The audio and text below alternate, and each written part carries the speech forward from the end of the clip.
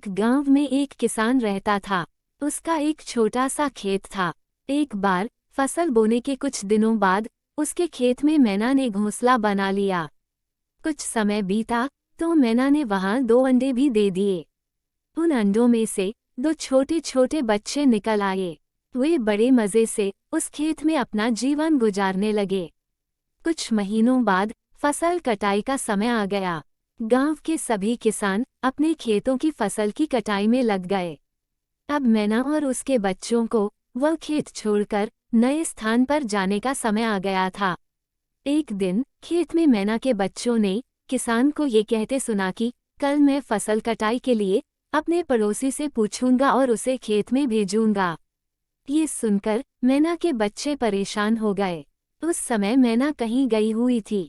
जब वह वापस लौटी तो बच्चों ने उसे किसान की बात बताते हुए कहा, माँ, आज हमारा यहाँ अंतिम दिन है। रात में हमें दूसरे स्थान के लिए यहाँ से निकला होगा। मैना ने बोला, इतनी जल्दी नहीं बच्चों, मुझे नहीं लगता कि कल खेत में फसल की कटाई होगी। मैना की कही हुई बात सही साबित हुई।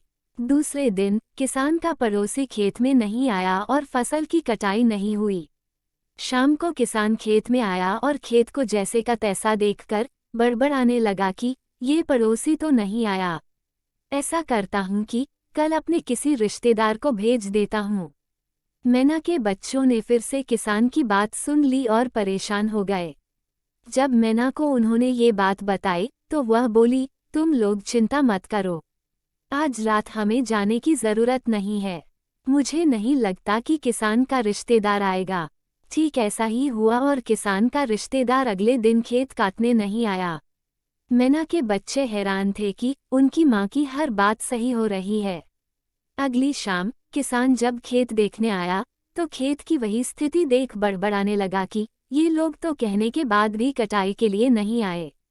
कल मैं खुद आकर फसल की कटाई शुरू करूंगा। मैना के बच्चों ने किसान की ये बात भी सुन ली। अपनी माँ को जब उन्होंने ये बताया तो वह बोली, बच्चों, अब समय आ गया है ये खेत छोड़कर जाने का। हम आज रात ही ये खेत छोड़कर दूसरी जगह चले जाएंगे। दोनों बच्चे हैरान थे कि इस बार ऐसा क्या है जो माँ खेत छोड़ने को तैयार है। उन्होंने पूछा तो मैना बोली, बच्चों, पिछली 2 बार किसान कटाई के लिए दूसरों पर निर्भर था। दूसरों को कहकर उसने अपने काम से पल्ला झाड़ लिया था। लेकिन इस बार ऐसा नहीं है। इस बार उसने ये जिम्मेदारी अपने कंधों पर ले ली है, इसलिए वह अवश्य आएगा। उसी रात मैना और उसके बच्चे उस खेत से उड़ गए और कहीं और चले गए। तो दोस्तों, इस कहानी से हमें ये सीख मिलती है कि दूसरों की सहायता लेने में कोई बुराई नहीं है, परंतु यदि आप समय पर काम शुरू करना चाहते हैं और चाहते हैं कि वो समय पर पूरा हो जाए, तो उस काम की जिम्मेदारी खुद को लेनी होगी। दूसरे भी मदद उसी की करते हैं जो अपनी मदद करता है। तो फ्रेंड्स, ये कहानी आपको कैसी लगी कमेंट्स करके जरूर बताइएगा। भविष्य में अच्छी और प्रेरणादायक कहानियाँ सुनने के लिए चैनल को लाइक, शेयर और सब्सक्राइब जरूर कीजिएगा। धन्यवाद।